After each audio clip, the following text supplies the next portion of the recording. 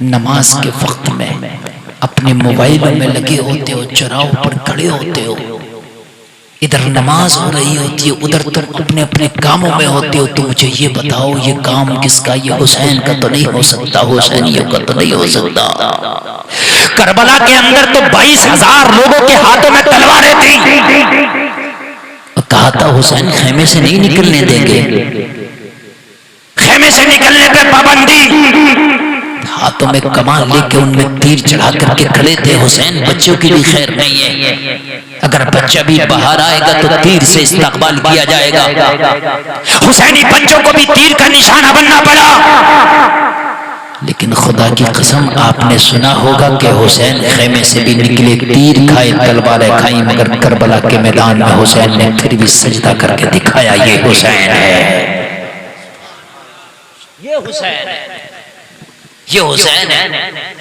तीर चले, तलवारें चली, नेज़े चले, वो चलते रहे, मगर सूखे हुए रेगिस्तानों पर जिसने सजदा करके दिखाया वो हुसैन है, वो हुसैन है। हुसैन दुनिया में एक है, हुसैन कायनात में एक है। हुसैन अली का बेटे को कहते हैं, नबी के नवासे को कहते हैं, जो करबला के मैदान में 22,000 चलती हुई तलवारों के सामने सजदा कर ले, वो हुसैन होता है।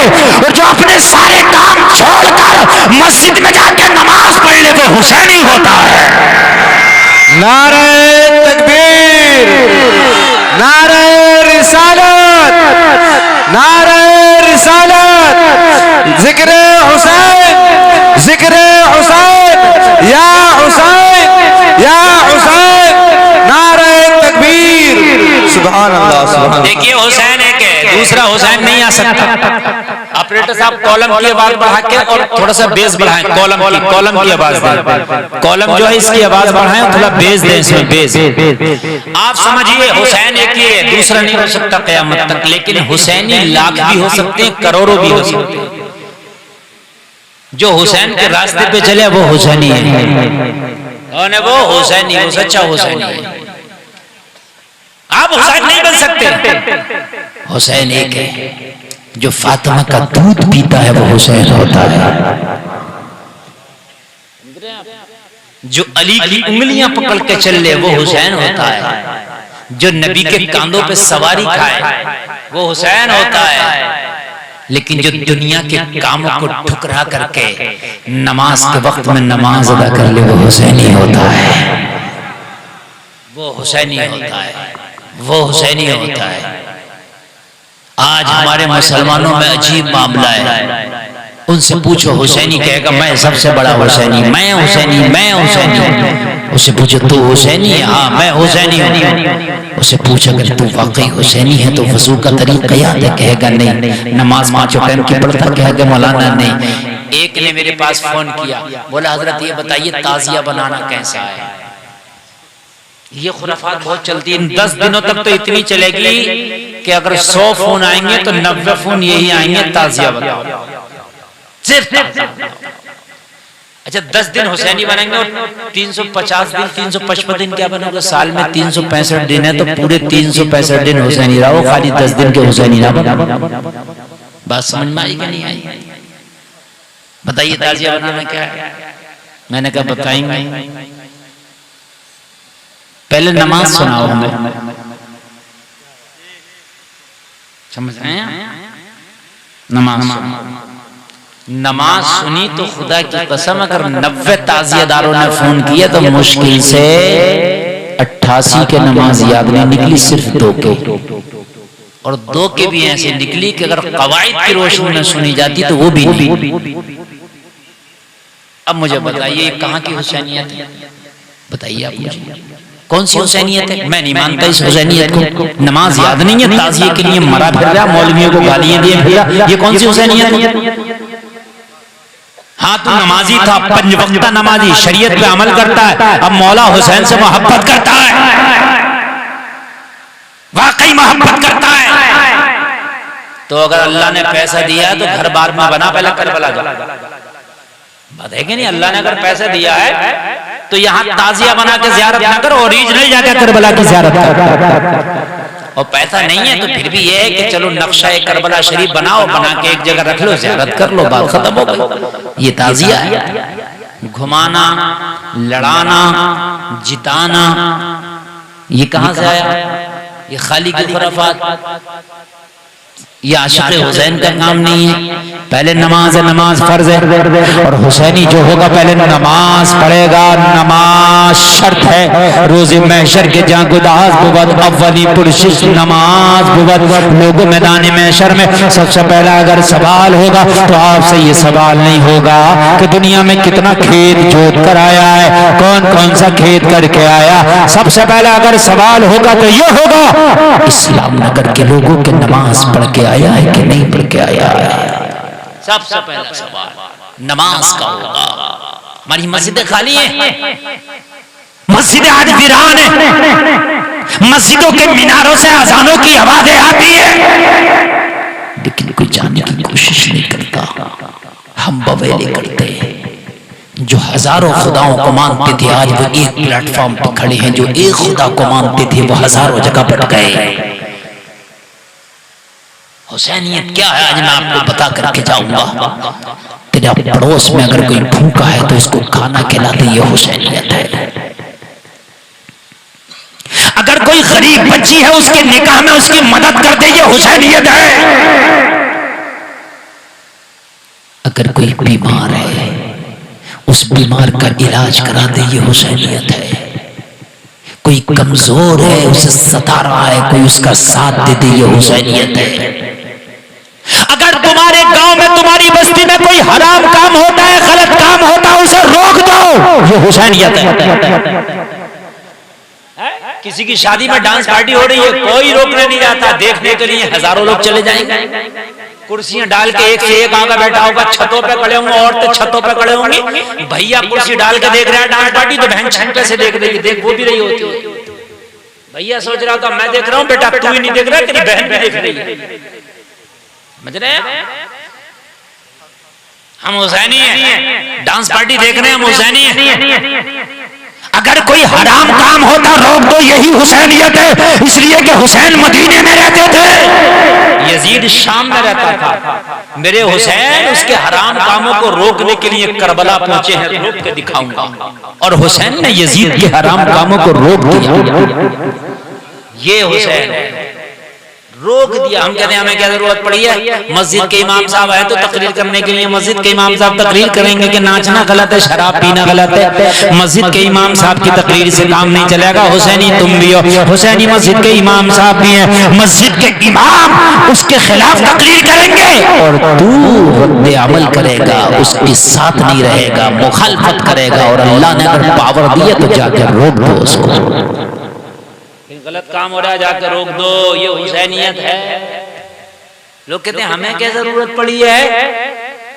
अगर तो हुसैनी हुसैन कहते थे मुझे क्या जरूरत पड़ी है? जो यजीद कर रहा है करने दो, शराबे पी रहा पीने दो, गुंडागर्दी कर रहा करने दो। मैं तो मदीने में बैठा हूँ, सबसे प्यारा शहर मदीना, सबसे मुबारक शहर मदीना, सबसे सुंदर शहर मदीना, सबसे अच्छा शहर मदीना, लाजवाब शहर मदीना। मैं तो मदीना में हूँ। मदीने में मस्जिद नबवी है, नबी के रोजे के करीब। अगर एक नमाज पढ़ो तो 50,000 नमाजों का सवाब मिलता। हुसैन कहते मुझे क्या जरूरत है कि मदीना छोड़ के जाऊं? एक नमाज पढ़ूंगा तो 50,000 नमाजों का सवाब मिलेगा। मैं क्यों जाऊं करबला के जंगलों में? मैं क्यों जाऊं वहां कूफा में? मैं क्यों जाऊं बेवफा लोगों के पास? मैं क्यों जाऊं गद्दारों के पास? मैं क्यों जाऊं प्यास के लिए? मैं क्यों जाऊं अपने बच्चों को भूखा रखने के लिए? मैं क्यों इतना लंबा सफर करूं? मैं तो यही सजदे करूंगा, यही मौला मौला करूंगा, यही अल्लाह अल्लाह करूंगा। नहीं, हुसैन उसे कहते हैं जो शरीयत के खिलाफ काम हो तो मदीना छोड़ के उसे रोकने पे राजी हो जाए। ये हुसैन है। अगर आप हुसैनी हैं, अगर गांव में कोई गलत काम हो रहा, हराम काम हो रहा, रोक दो। और ऐसा रोको, पहले मीटिंग करो, मीटिंग करके रोको उसे, रोको। और अगर ना रुके तो उसका बाइकआउट कर दो।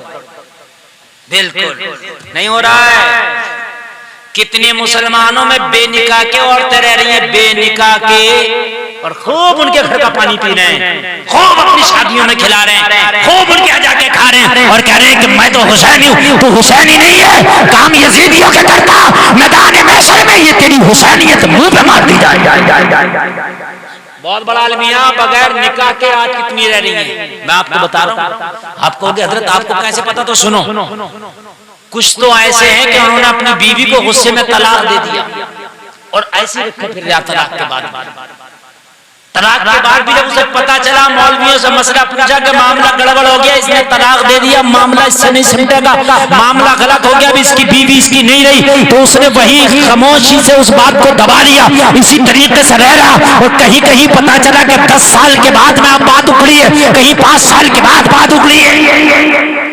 एक तो अपनी सगी साली को अपने घर में रखे हुए बीवी भी रह रही है और उसकी सगी बहन से भी शादी कर रही है। कुरान में वहां तजमउ बैनल उख्तैन, दो बहनों को अपने घर में जमा नहीं कर सकता। मसला सुनिए, एक का इंतकाल हो जाए एक बहन का, तो दूसरी साली से यानी फिर शादी कर सकता है, लेकिन एक वक्त में बीवी भी जिंदा और उसकी बहन भी अपने घर में लाकर रख लिया, हराम। कुरान मना कर रहा है। ऐसे मसले हमारे मुसलमानों में बाइकआउट नहीं करते, हम नहीं करते। बहुत से मामले ऐसे कि निकाह किसी और से कर लिया और अपने शोहर से तलाक भी नहीं ली। मसला सुने, निकाह किसी और से हो गया, शादी किसी और से हो गई, अपने शोहर से तलाक भी नहीं ली, पहले वाले शोहर से जुदा भी नहीं हुई और दूसरे लड़के से, दूसरे आदमी से जाके फिर शादी कर ली। जब तक पहले वाला तलाक ना देगा दूसरे से निकाह नहीं हो सकता। ये भी चल रहा है, कान खोल करके सुने, ये भी चल रहा है। अगर कहीं भी ऐसा चल रहा हो तो आज मैं आपको बता करके जा रहा हूं, लोगों मुखालफत करना। आज दीन इतना खत्म हो गया, लोगों के दिलों से ईमान इतना निकल गया, ये हराम है। बगैर निकाह के अपने घर में रख रहा बीवी को, ये हराम है। उसके बावजूद भी गांव वाले, बस्ती वाले खूब उससे दोस्ताना, खूब मामला ताल्लुकात लड़ा रहे। मैदान महशर में क़यामत के दिन अल्लाह ताला इसके साथ तुझे भी खड़ा कर देगा। क्या कर, हराम काम हो तो मुखालफत करो उसकी। कोई डीजा बजाए ना, डीजा, समझ रहे हैं, मना करो। और ना माने तो चुपके से 112 नंबर पे कॉल कर दो। अब तो सुविधा इतनी लंबी है, तेरा पता भी ना चलेगा, डीजा पुलिस वाले आके जब तक भरवाना देंगे जब तक जा नहीं सकते। इस्लाम हाँ, जा नहीं सकते, कोई भी ना करेगा।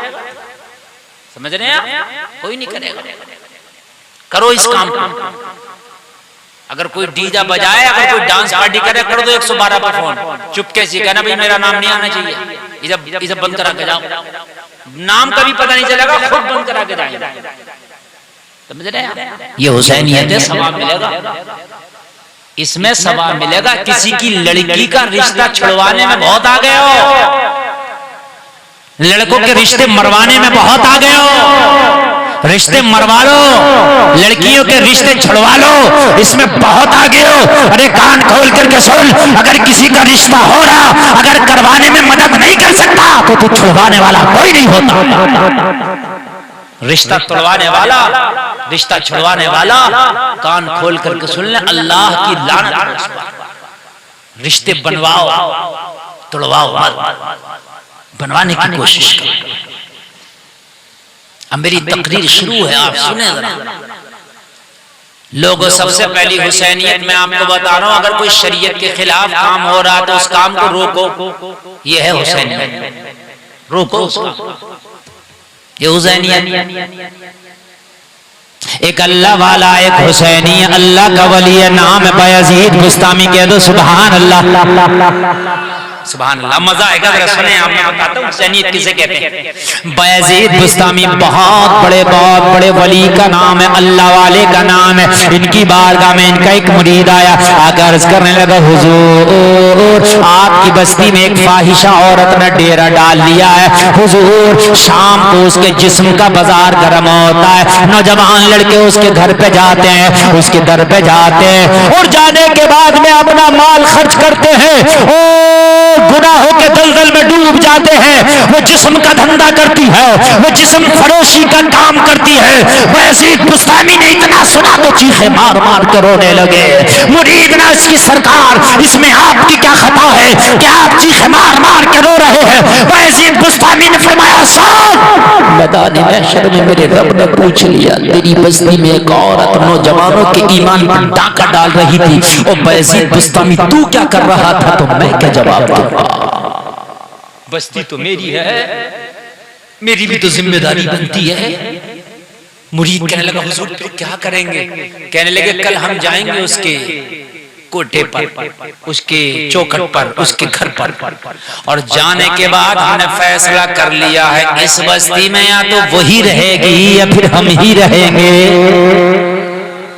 एक ही रहेगा, या तो वो रहेगी या हम रहेंगे।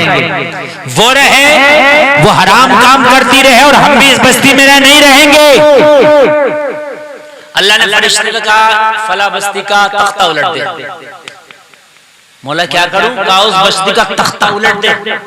और इसकी मौला किस लिए? कहा उसमें बहुत गुनाहगार लोग हैं। फरिश्ते ने इसकी मौला, उसमें तेरा एक बहुत नेक बंदा है, बहुत नेक बंदा जो रातों दिन तुझे को याद करता है। अल्लाह ने फरमाया, सबसे पहले उसका तख्ता उलट। मौला क्यों? वो तो तेरी इबादत करता। फरमाया, फरिश्ते वो मेरी इबादत करता लेकिन लोगों को बुरे कामों से नहीं रोकता। खुद तो करता मगर लोगों को बुरे कामों से नहीं रोकता। लोगों खुद भी अच्छे काम करो और दूसरे लोगों को भी अच्छे कामों का हुक्म दो, बुरे कामों से रोको। ये है हुसैनियत। यजीद बुस्तामी ने फरमाया, वो रहेगी हम रहेंगे। दूसरा दिन आया, यजीद बुस्तामी ने मुसल्ला उठाया, फाहिशा के दरवाजे पे जाके लगा दिया, बिछा दिया, बैठ गए। उसके दरवाजे पे बैठ के अल्लाह अल्लाह की सलाएं बुलंद करने लगे। सुभान अल्लाह। अब जलसा और तकरीर शुरू हो रही है, बिल्कुल तवज्जो के साथ और सुने। कोई भी उठने की कोशिश नहीं करेगा, इसलिए कि आज जो ये जलसा हो रहा है ये रोज रोज नहीं होगा। ये आज आपकी किस्मत है कि हुसैन ने आपको बुला लिया। सब नहीं आते हैं, उनके जिक्र में वही आते हैं जिसको मौला हुसैन बुलाते हैं। मुसल्ला बिछा दिया, अल्लाह अल्लाह अल्लाह अल्लाह। यजीद बुस्तामी का मुसल्ला बिछा, अल्लाह अल्लाह अल्लाह अल्लाह। शाम का वक्त आ गया, असर का वक्त हुआ, नमाज असर पड़ी, अल्लाह अल्लाह। मगरिब का वक्त आया, और जैसे ही मगरिब का वक्त आया ना, तो शराबियों का आना शुरू हुआ, ओबाश का आना शुरू हुआ, लोगों नफ्स परस्तों का आना शुरू हुआ, जो रोजाना आते थे उस फाहिशा के दरवाजे पर, उस फाहिशा के कोटे पर आना शुरू किया।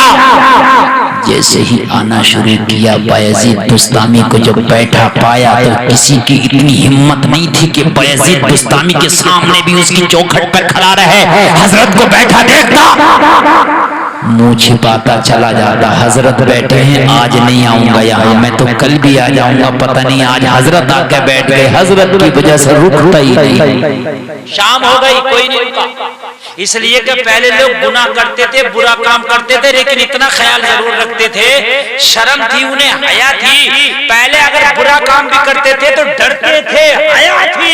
पहले अगर रोजा नहीं रखते थे तो छिपा छिपा के खाया करते थे।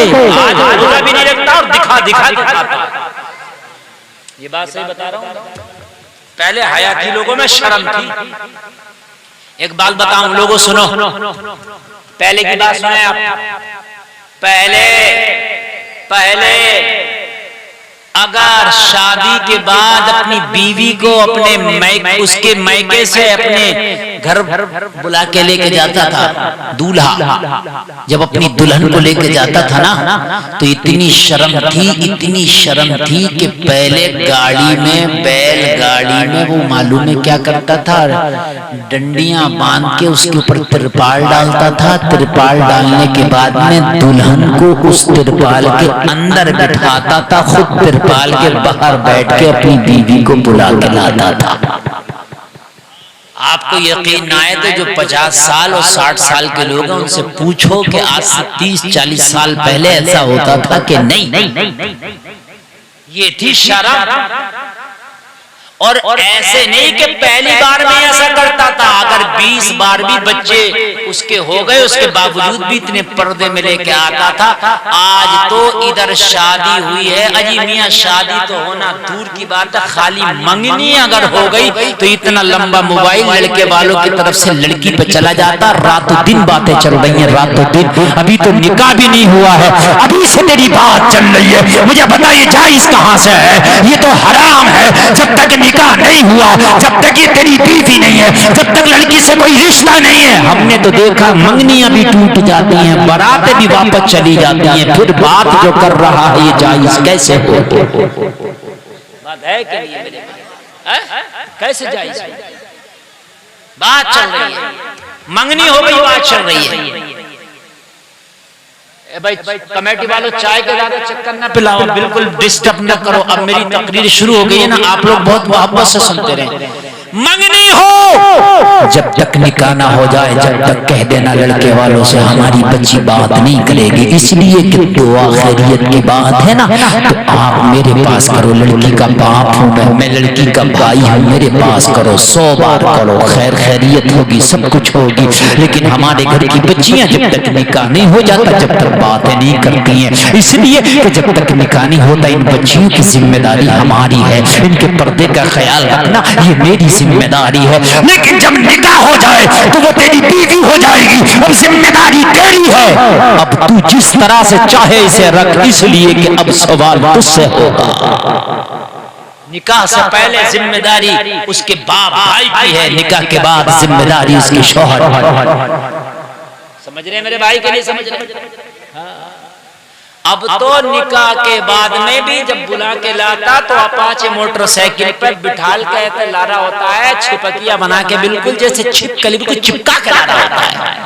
बिल्कुल शर्म नहीं है, बिल्कुल हया नहीं है। अच्छा, बिल्कुल हया नहीं है, हया का पास नहीं है, लिहाज नहीं। पहले लोगों का हाल ये था, लोगों ये हाल था पहले लोगों का कि अगर कोई अपनी छत पे चढ़ता था ना, बस्ती में कोई पेड़ पे चढ़ता था ना, तो ऐलान करता था हम अपनी छत पे चढ़ रहे हैं, पर्दे हो जाओ।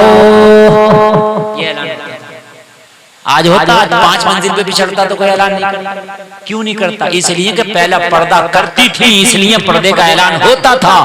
अब जब पर्दा ही नहीं हो रहा तो कोई ऐलान क्यों करता? पहले कोई नहीं चढ़ता था छत पे, क्यों चाचा?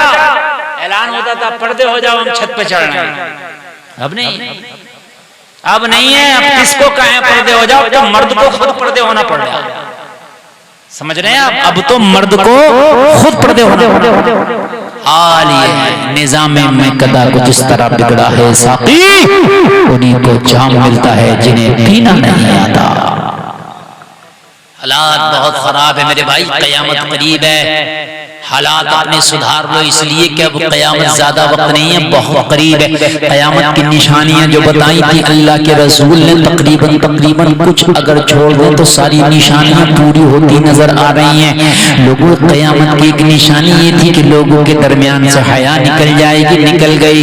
लोगों, कयामत की निशानी एक ये थी कि नाचने गाने वालों की इज्जतें होने लगेंगी। ये बात आज है, जो नाचने वाले गाने वाले आज उनको बड़ी इज्जत की नजरों से देखा जा रहा। आज वो सेलिब्रिटी हो गए जो नाचने गाने वाले हैं। आज हमारे नौजवान उनके कल्चर को अपना रहे हैं, आज हमारे नौजवान उनके तरीके को अपना रहे हैं, आज हमारे नौजवान उनकी जिंदगी को, तर्ज अमल को अपना रहे हैं। आज नाचने गाने वाले सेलिब्रिटी बन के घूम रहे हैं। लोगों कान खोल कर सुनो, कयामत की निशानी है। और लोगों, अगर चाहते हो कि मरने के बाद में अच्छे बदले मिले तो तुम्हारा आइडियल मुंबई का नाचने वाला नहीं होना चाहिए, तुम्हारा आइडियल करबला का हुसैन होना चाहिए। बेशक, सुभान अल्लाह, सुभान अली का बेटा होना चाहिए, फातिमा का लाल होना चाहिए। बेशक, सुभान अल्लाह। तुम्हारा बायजीद बुस्तामी फाहिशा के दरवाजे पर बैठे हैं, फाहिशा की चौखट पर बैठे हैं। जितने भी आते हैं शर्म है, शराब जरूर पीते हैं, मगर इतना पता ये अल्लाह वाला बैठा। लोगों जरा गौर करो, गौर करो, फाहिशा के कोटे पर आए, मगर इतना पता कि अल्लाह वाला बैठा। वो बाश है, मगर इतना पता कि अल्लाह वाला बैठा। वो, लोगों जरा गौर करो, पहले हाल ये था शर्म का, कि बेटा अगर बीड़ी पी रहा, हुक्का पी रहा, 10 साल हो गए हुक्का बीड़ी पीते, वो अब्बा के सामने नहीं पी कभी भी, हया करते थे। इमाम साहब आ गए, हुक्का पी रहा तो हटा दिया, इमाम साहब आ गए। अगर बीड़ी पी रहा, ताऊ आ गए, चचा आ गए, अब्बा आ गए, फेंक दिया करता था, अब्बा आ गए, चचा आ गए। अब तो सुरती मसलता है, खंकर खुद ही कहता खाओगे हजरत, सही बता रहा हूं, और खूब मसल के कहता खाओगे। हया खत्म हो गई, हया बिल्कुल खत्म हो गई, शर्म नहीं रही लोगों को। ये क़यामत की निशानी है। बयजीद बुस्तामी बैठे हैं अल्लाह वाले, और उनकी वजह से कोई रुक ही नहीं। मगरिब का वक्त हो गया, मस्जिद में अजान होने लगी, मस्जिद में पुकारने वाला पुकारने लगा, अल्लाहु अकबर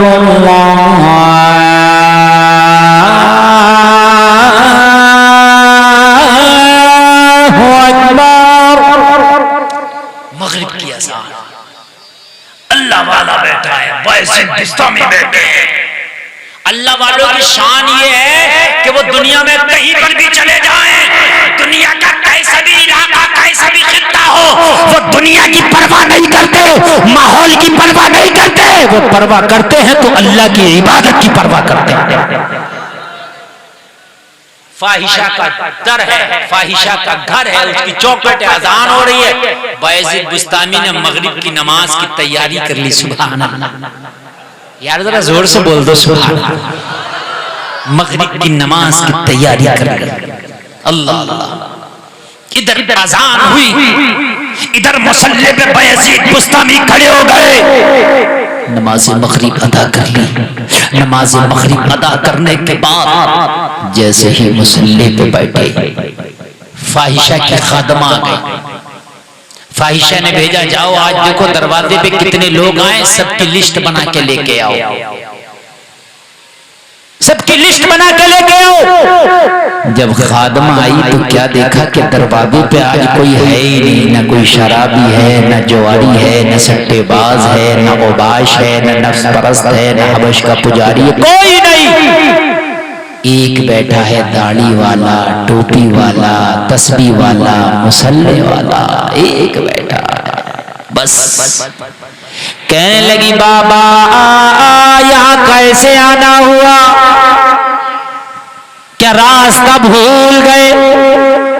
यहाँ आप जैसों का काम नहीं, यहाँ टोपी दाढ़ी वालों का काम नहीं है, यहाँ तस्बीह मुसल्ले वालों का काम नहीं है। यहाँ शराबी आते हैं, जानी आते हैं, जुआरी आते हैं, नफ्स परस्त आते हैं, बिगड़े हुए आते हैं।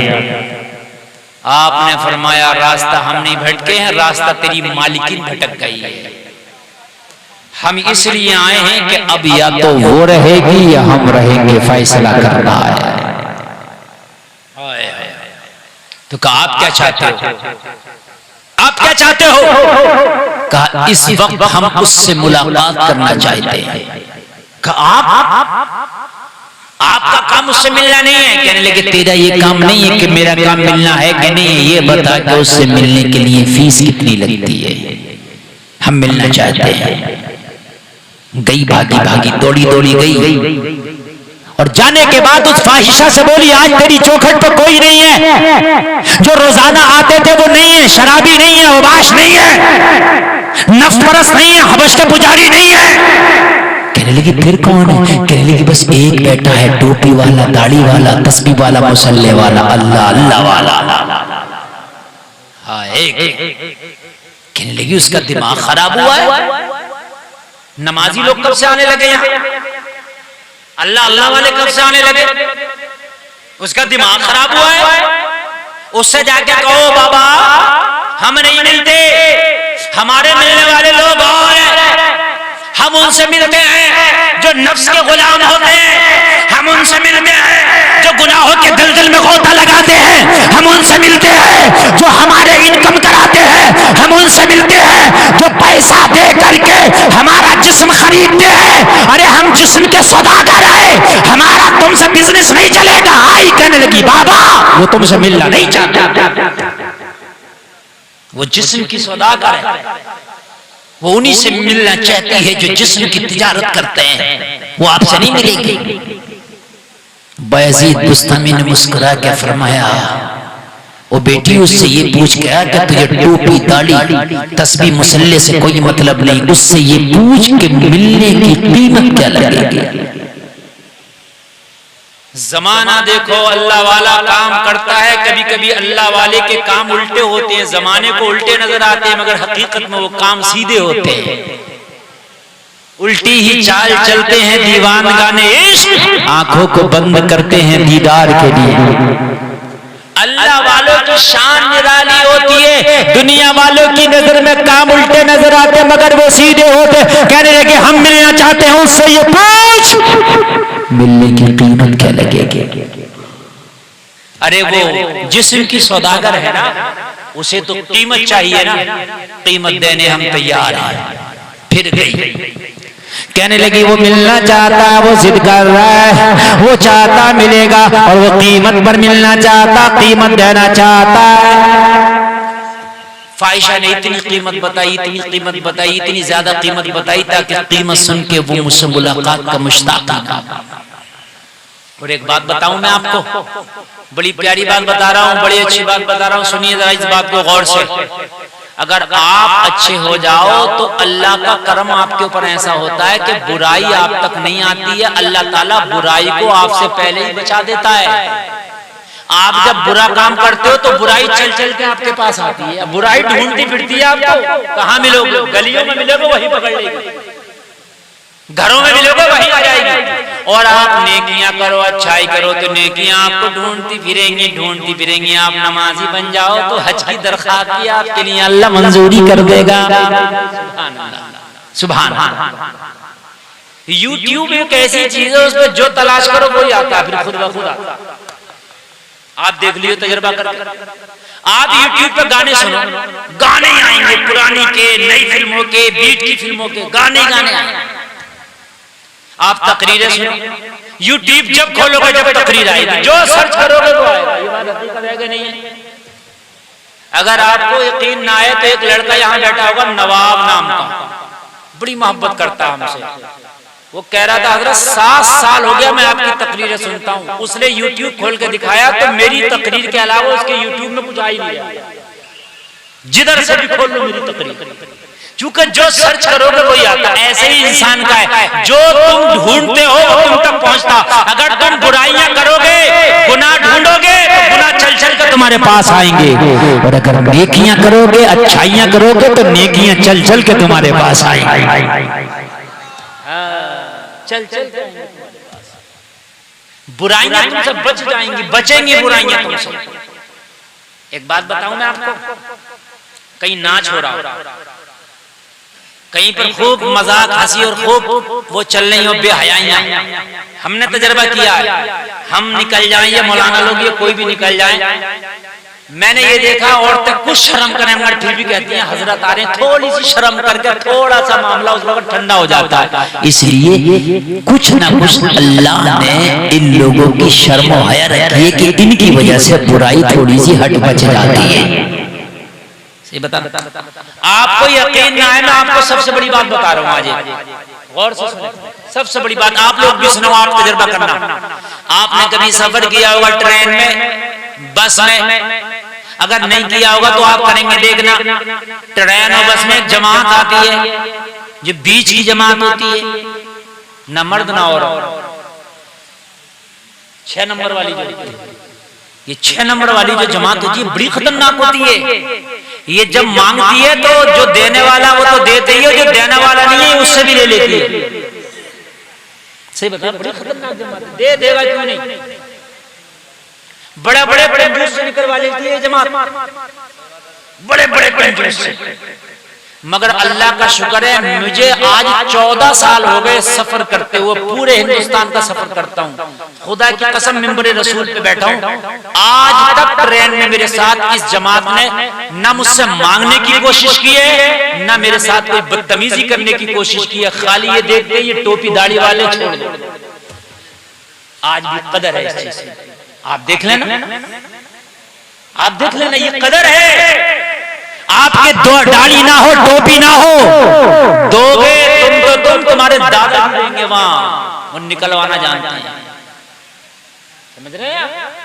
हाँ, लेकिन अल्लाह का फजल है, मैंने एक बार एक से पूछ भी लिया, मैंने कहा भैया एक बात ये बताओ, तुम हम लोगों से क्यों नहीं मांगते? कहते हम ही नहीं मांगते, तुम अल्लाह वाला। मैंने कहा चलो हम तो बड़े गुनाहगार हैं, तुम्हारी नजर में सही, समझ रहे हैं आप? तो कम से कम जैसा ढंग बनाओगे वैसा रंग हो जाएगा, जैसा ढंग होगा वैसा रंग होगा। अगर नेकियों की जस्तजू में रहोगे तो नेकियां तुम्हें ढूंढेंगी, अगर गुनाहों के जस्तजू में रहोगे तो गुनाह तुम्हें ढूंढेंगे। और जलसे में आने वालों जरा गौर करो, फाहिशा ने कहा उससे कह दो उसका काम नहीं है, अल्लाह वाले ने कहा उससे कीमत पूछ। जब कीमत पूछने की बात की ना तो उसने इतनी कीमत बताई कि वो आ ना सके, लेकिन अल्लाह वाले के दिल से लगी थी फैसला हो गया रहेगा, या तो हम रहेंगे या वो रहेगी। सुभान अल्लाह। कई गुना कीमत मांगी, बायजीद बुस्तामी ने निकाल के जुब्बे की जेब से जो मांगा दे दिया, कर ले जा, और इससे भी अगर ज्यादा मांगे वो भी ले जा, लेकिन आज एक बार मुलाकात हमें करना जरूर है। कीमत अदा कर दी, और कीमत अदा करने के बाद जैसे ही उसके हुजरे में, उसके कमरे में बायजीद बुस्तामी ने जाने के लिए तैयारी की तो लोगों जरा गौर करो, फाहिशा की खादमा ने कहा रुक जाओ, उधर से हम इशारा करेंगे तो आना। बायजीद बुस्तामी को रोक दिया गया। लोगों जरा गौर करो, जितना सबों से वो माल कीमत वसूलती थी, आज एक से इतनी कीमत लेके बैठ गई। अब जब बायजीद बुस्तामी आने लगे तो फाहिशा ने सोचा आने वाला बड़ा मालदार है जो सबके बराबर अकेला कीमत दे के आ रहा है, ये तो बहुत मालदार है, अगर आज यहाँ से खुश होकर गया तो ये तो रोजाना आया करेगा, रोजाना इतनी मोटी रकम दे के मुझे जाया करेगा, इसलिए आज इसे खुश करना जरूरी है। मगर उसको क्या पता था तेरी क्या औकात तो उस अल्लाह वाले को खुश करे। आज अल्लाह वाला ही तेरी जिंदगी बदल के चला जाएगा। सुभान अल्लाह।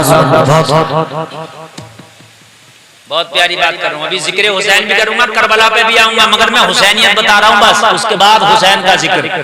और उठ कर ना जाए, मैं देख रहा हूँ कि कुछ लोग उठ के एक आधा आदमी जा रहा है। नौजवानों, तुम्हारी जिंदगी का ये बहुत हसीन लम्हा है, आप उठ के भी जाओगे तो घर जाके कुछ नहीं कर लोगे, लेकिन यहाँ बैठे रहोगे तो रब की रहमत में बैठे, रब की रहमत में बैठे। आप जरा गौर करें, मेरा गौर करें, मेरे भाई जैसे ये पहुंचे, फाहिशा ने मजीद बनाओ सिंगार किया, आज खुश करके भेजूंगी, अल्लाह वाला आया है, आज इस पे अपना रंग चढ़ा के भेजूंगी। मगर इसे क्या पता था अल्लाह वालों पे ऐसा रंग चढ़ा हुआ होता, उन पे किसी का रंग नहीं चढ़ता, वो जमाने में अपना रंग चढ़ा देते। सुभान अल्लाह, सुभान अल्लाह। ख्वाजा गरीब नवाज हिंदुस्तान में आए तो किसी हिंदुस्तानी का रंग न चढ़ा, मेरे ख्वाजा ने 90,000 पे अपना रंग चढ़ा के छोड़ा। सुभान अल्लाह। तो बोल रहा आज हमारे नौजवानों पर रंग बहुत जल्दी चढ़ जाता है, कभी किसी हीरो का चढ़ गया, कभी किसी हीरोइन का चढ़े, हीरोइन के रंग भी चढ़ जाए नौजवानों पे, कभी हीरोइनों की तरह भी बाल बाल के घूम रहे होते हैं, हीरोइनों की तरह भी मेकअप पटम बना रहे होते हैं, कान भी छिदवा लिए बहुत से नौजवानों ने, तो कान नाक और छिदवा लो, नाक और बची है इसे भी छिदवाओ, चूड़ियां भी पहनो, पूरा काम कान छिदवा के घूम रहे हैं, कान, समझ रहे हैं, कान छिदवाए पड़े, पैंट फाड़े पड़े, पैंट, जरा गौर करें आप मेरे भाइयों, रंग चढ़ गया तुम्हारे ऊपर जमाने का, जिसके ऊपर मोहम्मद रसूलुल्लाह का रंग चढ़ जाता है, उस पर किसी का रंग नहीं चढ़ता है। हाँ भाई, नारे तकबीर, नारे रिसालत मसलके आला हजरत फैज़ाने सरकारे मदीना जिक्र शहीद आजम कॉन्फ्रेंस हजरत अल्लामा मुफ्ती गुलफाम साहिब किबला नारे तकबीर सुभान अल्लाह। नबी की मोहब्बत का ऐसा रंग चढ़ा लो, कुरान का ऐसा रंग चढ़ा लो अपने ऊपर, इश्क़ रसूल का ऐसा रंग चढ़ा लो, जहां जाओ तेरे ऊपर किसी का रंग ना चढ़ सके, जिधर से गुजरता चला जाए अपने रंग में रंगता चला जाए। सुभान अल्लाह। ये रंग है। आज अगर पूछो बीड़ी वाले से कहाँ पे पीरा, कह रहा दोस्तों ने सिखा दिया। शराबी से पूछो, कहता दोस्तों ने सिखा दिया शराब पीना। जुआरी से पूछो, जुआ कहाँ पे, कहता दोस्तों ने सिखा दिया। दोस्तों का रंग तेरे ऊपर चढ़ गया, तेरा रंग दोस्तों पे क्यों ना चढ़ सका? होना तो ये चाहिए था शराबियों में जाता, उनकी शराब छुड़ा देता, बेनमाजियों में जाता। मैंने देखा कि अच्छा खासा नमाज पढ़ ला, बेनमाजियों में बैठने लगा, अपनी भी जमात छोड़ दी। क्यों छूट गई जमात? कहने लगा मौलाना जरा बैठ गया था। बे बेवकूफ, तेरी उन्होंने छुड़वा दी तो तूने उन्हें पढ़वा क्यों नहीं दी? यार जरा बोलो ना। जब वो तेरी छुड़वा सकते हैं तो तू उन्हें पढ़वा क्यों नहीं सकता? उनका रंग तेरे ऊपर चढ़ रहा है, तेरा रंग उनके ऊपर क्यों नहीं चढ़ रहा? तेरा चढ़ रहा, अपना भी चढ़ा गया ना। बस हमारे नौजवानों का तो ये हाल है, बस वो कैसेट लगाएंगे उस वाली, वो निसाबरी वाली, बड़े झूमेंगे। मुझे चढ़ गया चिश्ती रंग, रंग बड़ा झूमेगा, चिश्ती रंग चढ़ गया, फजर पड़ी ना चिश्ती रंग चढ़ गया। बेपर्दगियों का घर में माहौल है, तेरे पर चिश्ती रंग चढ़ गया, तेरे पर चिश्ती रंग नहीं, तेरे पर बुरान चढ़ गया, बुरान। तुझे आगरे के पागल खाने में जाने की जरूरत है, सही बता। चिश्ती रंग चढ़ गया, खुदा की कसम अगर चिश्ती रंग चढ़ गया होता तेरे ऊपर तो तेरे रंग ढंग खैरों की तरह नहीं होते, तू सुन्नत रसूल के सांचे में ढला होता। बेशक सुभान अल्लाह। बहुत जिंदाबाद, बहुत तेरे घरों से कुरान की तिलावत की आवाज़ें आ रही होती, तेरे घर से अल्लाह अल्लाह की सदाएं आ रही होती। फजर के वक्त में तेरे घर में सन्नाटा ना छाया होता, फजर के वक्त में तेरे घर में खर्राटे लेके नहीं सो रहे होते, बल्कि फजर का वक्त होता, तेरे घर में बच्चा बच्चा जागा होता। ए लोगों, तेरी बीवी भी नमाज पढ़ रही होती, तेरी अम्मी भी नमाज पढ़ रही होती, तेरी बहनें भी नमाज पढ़ रही होती, तू भी मस्जिद में नमाज के लिए गया होता, और फजर के बाद तेरे घरों से कुरान की तिलावत की आवाजें आ रही होती, कुरान के पारों की आवाजें, खुदा की कसम तिलावतें हो रही होती। ये था तेरे ऊपर रंग। ये रंग जिस दिन तेरे ऊपर चढ़ गया, जमाना तेरा कुछ ना बिगाड़ पाएगा, जिधर से तू गुजर जाएगा जमाना तेरे रंग में रंगता नजर आएगा। नारे तकबीर या रसूल अल्लाह, या रसूल अल्लाह, जिंदाबाद जिंदाबाद, अल्लाह या रसूल अल्लाह। बहुत सही बता रहे हैं, माहौल बड़े खराब है। रंग इस्लाम का इतना चढ़ा लो, इतना चढ़ा लो कि तुम्हारे ऊपर से कोई रंग ना उतार सके, जहां जाओ तेरे रंग में रंग जाए। बड़ा मुश्किल है इस वक्त इस्लाम पर अमल करना, समझ रहे हैं आप? ए मोबाइल वालों, ए कंगन वालों, बात सुनो, बात सुनो, बात सुनो। अपनी बात बात करो, आज मेरी सुनो। अच्छी नहीं लग रही क्या मेरी बात? आपको समझ में नहीं आ रही? समझ में आ रही है ना? समझ में आ रही है तो सुन लें आप। इतना बुरा माहौल हो गया, इतना बुरा माहौल हो गया, इतना बुरा माहौल का, बेपर्दगी इतनी आम हो गई, इतनी आम हो गई, इतनी आम हो गई मेरे भाइयों। बेपर्दगी को इतना अच्छा समझा ना लगा कि बेपर्दगी को बुरा ही नहीं समझा जा रहा। अगर कोई बच्ची पर्दा करने लगे, कोई बच्ची अगर हया का जेवर पहन ले, कोई बच्ची पर्दे में रहने लगे, मजाक बनाती है उसकी सहेलियां महल्ले की औरतें, कहती है बहुत बड़ी मुल्लानी बन के दिखा रही हो, पर्दे में से नहीं निकल रही हो, बड़ी भारी मुल्लानी बन रही हो। जबकि सही बात तो ये थी कि ये बच्ची सही है, जो कनीज़े फातिमा बन के बैठी है यही बच्ची सही है, जो बेपर्दा बाजारों में घूम रही वो सही नहीं है। ना, ना, ना, ना, ना। अपना रंग ऐसा रंग लो, अगर झूठों में जाओ तो उसका झूठ छुड़वा दो, बेनमाजियों में जाओ तो उन्हें नमाजी बना दो, शराबियों में जाओ शराबे छुड़वा दो, लोगो झूठ बोलने वाले में जाओ उनके झूठ छुड़वा दो। अरे गौसे आजम अब्दुल कादिर जिलानी, जिनको तुम बड़े पीर दस्तगीर कहते हो, जिनको तुम मोहब्बत में 11वीं शरीफ करते हो, बचपन में डाकुओं में चले गए, जा रहे हैं काफिले के साथ पढ़ने के लिए डाकू मिल गए रास्ते में।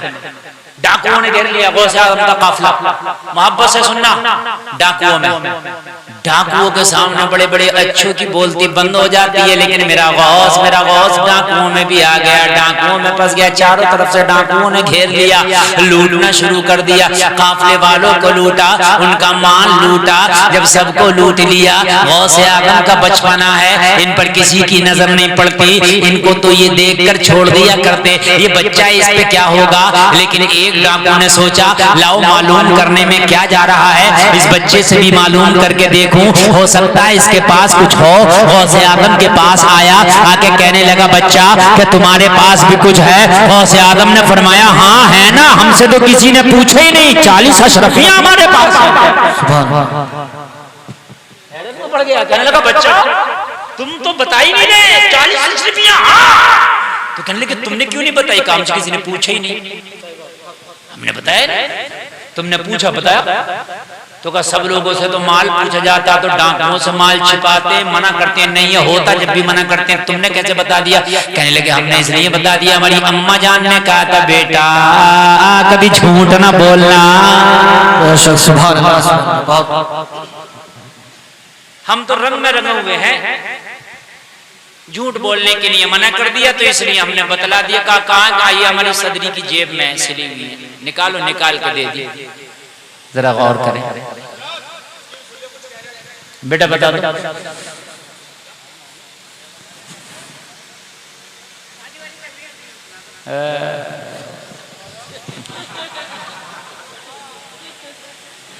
अपनी अपनी ख्वाहिश। मैं जो तकरीर कर रहा हूँ ना बेटा, ये शादी की तकरीरें हो रही हैं, बेपर्दगियां शादियों में ही होती हैं, समझ रहे। और दूसरी एक बात ये है, हकीम वो है जो नब्ज पकड़ के दवा दे, हकीम वो नहीं है जो मरीज से पूछ के दवा दे। अब कोई बैठा है, कोई कह रहा है ये तकरीर कर दो, कोई दिल में लेके बैठा वो तकरीर कर दो, कोई कह रहा है ये तकरीर कर दो। तो मैं मौलवी हूँ, चैनल वाली टीवी नहीं हूँ कि बदलते रहो, समझ रहे हैं आप। मैं मौलवी हूँ, एक तरफ से चलूंगा ना बात लेके। मैं हुसैनियत बता रहा हूँ क्या, और उसके बाद हुसैन की जिंदगी बताऊंगा, समझ रहे। आपको मैं इसलिए नहीं आया कि आपको हंसा के मजे दिला के चले जाऊं, मेरा आने का मकसद है मैं इस्लाह करा के जाऊं। यहाँ पर जलसा हुआ तो चाहे 2 नमाजी बढ़े, लेकिन बढ़ने चाहिए, ये है। 2 ही लोग झूठ से तौबा करें, मगर करना चाहिए। 2 ही बच्चियां कनीज़े फातिमा बने, पर्दा अपनाएं, मगर अपनाना चाहिए। 2 ही नौजवान तौबा करें कि अब हमें फिल्मी स्टारों को अपना आइडियल नहीं बनाना है, मदीने वाले मोहम्मद रसूलुल्लाह को अपना आइडियल बनाना। वो तो कोई बात कहीं आ गई, हमने कह दी, वो ये चैनल वाले कट करके उसी बात को डाल देते हैं। एक बात को 10-20 सेकंड की होती है, आप सुनते हो यार, वो बस वो ही देखेंगे, ऐसा नहीं है मेरे भाई। तकरीर जो होती है वो इस्लाह के लिए होती है, उस तकरीर को आप सुने और अपने जहन पर नक्श करें। और मैंने तो जिंदगी का ये मकसद बना लिया कि अल्लाह ने मुझे जिंदगी में मौका दिया है कि मुसलमानों की इस्लाह करने का, तो मैं इस्लाह करूंगा जहां तक हो सकेगा इस्लाह। और खुदा की कसम में इतनी मेहनत से तकरीर कर रहा हूं, अगर आपको अब भी अच्छी नहीं लगेगी तो मैं समझता हूं ये ईमान की कमजोरी है, इससे अच्छी तकरीर और क्या करूंगा मैं, बताइए। ठीक। और सबसे बड़ी बात तो ये, मैं ओरिजिनल गुलफाम बैठा हूं। अगर खाली मैं स्टेज पे आकर बैठ जाऊं और बैठ के कुछ भी ना बोलूं ना, तो जलसे वाले जब भी खुश हो जाते हैं, बस हजरत आ गए, बात खत्म हो गई। अब तो मैं मेहनत से तकरीर कर रहा हूं, टेंशन आप क्यों ले रहे हैं। अब सुनिए, अपने ऊपर ऐसा रंग चढ़ा लो, ऐसी मस्ती चढ़ा लो इश्क़ मुस्तफा की कि जमाने का रंग तेरे ऊपर चढ़ी ना पाए, ना चढ़ पाए। बात आ गई, मैं बता रहा हूं। फिरौन का नाम सुना होगा आपने, फिरौन, कुरान में भी उसका जिक्र है। फिरौन हजरत मूसा के जमाने में हुआ करता था, अपने आप को खुदाई का दावा कर बैठा, मैं खुदा हूं, माज़अल्लाह, खुदा मान। फिरौन की एक खादमा थी, ईमान ले आई थी हजरत मूसा पर, अल्लाह वाली थी। फिरौन की बच्चियों के सर में वो कंघी कर रही थी। फिरौन वो था जो कह रहा था मैं खुदा हूं, जो उसे नहीं मानता था उसको वो मार दिया करता था। ये इसके घर में कनीज थी, इसकी खादमा थी, इसके बच्चों की कंघी कर रही है। कंघी हाथ से छूट के गिर गई। जब फिरौन की खादमा ने कंघी उठाई ना तो बिस्मिल्लाह पढ़ के उठाई, बिस्मिल्लाहिर्रहमानिर्रहीम। जैसे कंघी पे बिस्मिल्लाह पढ़ा, फिरौन की जो बच्चियां थी, फिरौन के जो बच्चे थे एकदम हैरत में पड़ गए। किस अल्लाह की बात कर रही है? तुझे पता नहीं कि इस वक्त खुदा फिरौन है? खादमा ने कही तेरा बाबा खुदा नहीं हो सकता, खुदा वो है जिसने तेरे बाप को भी पैदा किया है। अच्छा, अभी अपने बाप से शिकायत करते हैं, मगर अल्लाह वालों पे जो रंग चढ़ जाता है वो कहां उतरता? अभी शिकायत करते हैं अपने बाप से। जाकर फिरौन से कहा तुझे पता है वो जो हमारी खादमा हमारी कनीज है वो तुझे खुदा नहीं मानती। कहा किसे मानती है? वो किसी अल्लाह को खुदा मानती है। अभी कंघी गिर गई तो अल्लाह का नाम लेकर उठा रही थी। फिरौन ने कहा बुलाओ। बुलाया गया। कहा तू हमें खुदा नहीं मानती? उसने कहा नहीं, मैं तुझे खुदा नहीं मानती। कहा फिर किसे खुदा मानती है? उसने कहा मैं उसे खुदा मानती हूँ जिसने तुझे पैदा किया। देखिए रंग, देखिए इसको कहते हैं रंग। कहा मैं उसे खुदा मानती हूँ जिसने तुझे पैदा किया है। कहा वो कौन है? कहा वो मेरा अल्लाह है। कहा तेरा अल्लाह? हाँ मेरा अल्लाह है वो। कहा तेरा अल्लाह अगर वो है तो तू मुझे खुदा नहीं मानेगा? नहीं, मेरे ऊपर अल्लाह अल्लाह अल्लाह सिर्फ यही रंग चला हुआ, तुझे नहीं मानूंगी। फिरौन ने कहा कढ़ाओ में आग, कढ़ाओ को आग पे रखा जाए, उसमें तेल गरम किया जाए। जलसे में आने वालों अगर रंग चढ़ जाए तो कोई नहीं उतारता है। कढ़ाओ में तेल गरम किया गया। जब तेल शबाब पर पहुंच गया, उसमें खौल आने लगा तो लोगों, जो फिरौन की खादमा थी उसकी एक छोटी सी बच्ची थी, फिरौन ने उस बच्ची को उठाया और कहा अब भी तू मुझे खुदा मान ले, तेरी बच्ची को छोड़ दूंगा, नहीं तो इसी तेल में डाल दूंगा। उसने कहा मेरी ऐसी हजारों बच्चियां हो तो अपने रब पे कुर्बान कर दूंगी, मगर तुझे खुदा नहीं मानूंगी। ये है रंग, ये है रंग। अगर इस्लामी रंग चढ़ जाए तो खुदा की कसम ये दुनिया का रंग तेरे इस्लामी रंग को नहीं उतार सकता। दुनिया के खौफ इस्लामी रंग को नहीं उतार सकता। दुनिया का फायदा इस्लामी रंग को नहीं उतार सकता। दुनिया वालों का डर इस्लामी रंग को नहीं उतार सकता। मौत का डर इस्लामी रंग को नहीं उतार सकता। लोगों, दुनिया वाला का खौफ अल्लाह की मोहब्बत का रंग नहीं उतार सकता। रंग चढ़ा के तो बैठ, जिस दिन रंग में रंग के बैठ गया, खुदा की कसम जमाना तेरे नीचे नजर आएगा, सबसे ऊंचा तू ही नजर आएगा। सुभान अल्लाह, सुभान अल्लाह। बहुत से कहा अगर मेरी 1000 बच्चियां भी हो तो खुदा की कसम खा के कहती हूँ अपनी एक एक बच्ची को कुर्बान कर दूंगी, लेकिन मैं तुझे खुदा नहीं मान सकती। आज मेरा मुसलमान एक एक रुपए के ऊपर ईमान बदल जाता है। चंद सिक्कों के खातिर झूठ बोलने तैयार है आज मुसलमान। चंद सिक्कों की खातिर आज मुसलमान गलत गवाही देने तैयार है। थोड़े से फायदे के लिए आज मुसलमान हराम को हराम नहीं समझ रहा है, दलाल की दलाली नहीं समझ रहा, सूद को सूद नहीं समझ रहा है। आज प्यास को प्यास नहीं समझा जा रहा। आज चंद सिक्कों के खातिर, थोड़े से फायदे के खातिर इंसान अपने ईमान का सौदा कर दे रहा। लेकिन देख, ईमान इसे कहते हैं। फिरौन के घर में, फिरौन की आंखों में आंखें डाल के कह रही है मेरी बच्ची को तेल में डालना है तो डाल दे, लेकिन मेरा ईमान उस खुदा पर है जिसने तुझे भी पैदा किया, मुझे भी पैदा किया। बेशक, सुभान अल्लाह, सुभान अल्लाह। बहुत सुभान अल्लाह। देखिए, अगर वाकई आप सुनने के लिए आए हैं तो आप दिल से सुनेंगे। फिरौन ने उसकी बच्ची की पैर पकड़े उल्टा लटका दिया। छोटी सी बच्ची थी। लोगों, माँ के कलेजे से पूछो कि माँ के सामने जब बच्ची को खोलते हुए तेल के करीब किया गया होगा, माँ का कलेजा क्या कह रहा होगा? उस माँ के दिल से जाकर पूछ, जिस माँ के जिगर के टुकड़े को उसकी निगाहों के सामने खोलते हुए तेल में लटकाया गया होगा। बच्ची चीख रही है, बच्ची माँ की तरफ माँ माँ कह के बोल रही है, लेकिन फिरौन को जर्रा बराबर रहम नहीं आया। फिरौन ने ऐसे ही उसका सर पहले खोलते हुए तेल में डाला, फिर पूरी बच्ची को खोलते हुए तेल में डाल दिया। जरा गौर करें, खोलते हुए कढ़ाऊ में, खोलते हुए तेल में जब बच्ची को डाला होगा तो लोगों उस बच्ची का क्या बना होगा। आए आए। फिरौन ने अब इस खादमा का रुख करके बोला, अब अगर तूने अब भी मुझे नहीं माना तो जहां तेरी बच्ची को डाला है वहीं तुझको भी डाल दिया जाएगा। अब भी मुझे खुदा मान। खादमा ने कहा, रंग तेरा नहीं चढ़ा है, रंग मदीने वाले मुस्तफा का चढ़ा है। सुभान अल्लाह, सुभान अल्लाह। बहुत जिस नबी ने मक्का वालों के पत्थर खाए मगर नाराए तकबीर लगाना ना छोड़ा, जिसने ताइफ वालों के पत्थर खाए मगर अहद का नारा लगाना नहीं छोड़ा, जिसने मक्का वालों की गाली लेगो कान खोल करके सुनो। हजरत मूसा उस वक्त नबी हुआ करते थे, मोहम्मद रसूलुल्लाह का जमाना बाद का है, जहन से तेरी बात महब हो गई। ए बे चाय जरा बाद में करो, ए चाय वालो, ए चाय वालो, मान के नहीं दे रहा।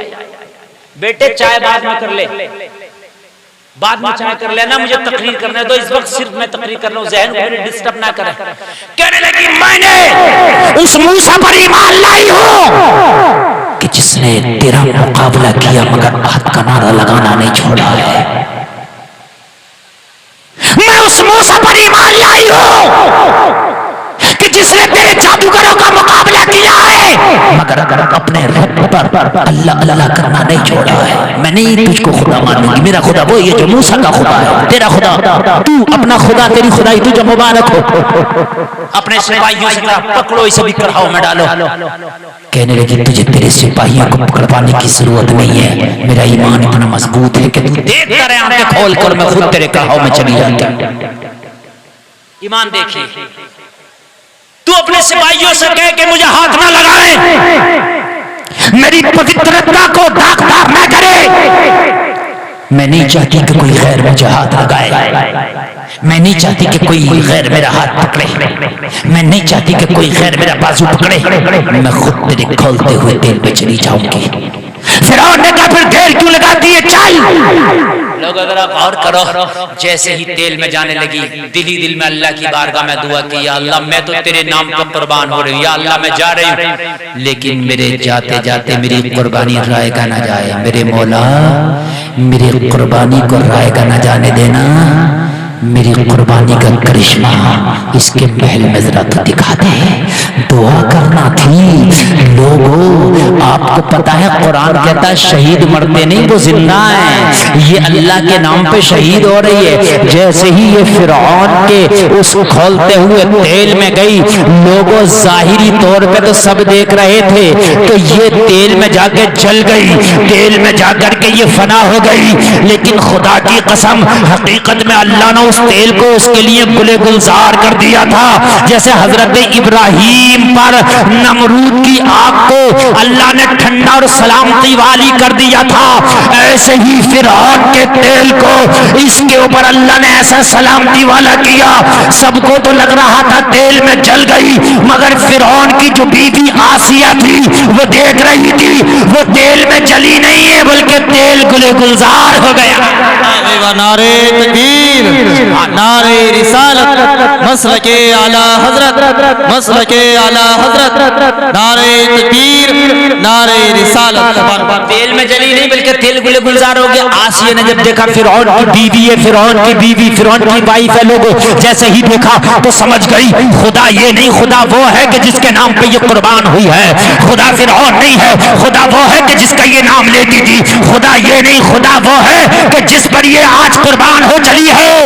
आसिया ने फिरौन को छोड़ा और हजरत मूसा के खुदा पे ईमान ले आया। फिरौन की खुद की बीवी, बहरहाल वो मैं किस्से में नहीं जाऊंगा। फिरौन ने बहुत कोशिश की कि आसिया से ईमान छुड़ा दे, मारा पीटा, मेखे ठोकी हाथों पैरों में, लेकिन तारीख है फिरौन थक गया जुल्म करते करते, मगर हजरत आसिया का ईमान न छुड़ा सका। ये है रंग, ये रंग पैदा करें। बात बहुत जल्दी में आ रहा हूं, बहुत जल्दी में आ रहा हूं। बायजीद बुस्तामी जैसे फाहिशा के दरवाजे पे, फाहिशा की चौखट पे उसके कमरे में पहुंचे। तवज्जो तवज्जो, नींद तो नहीं आ रही ना?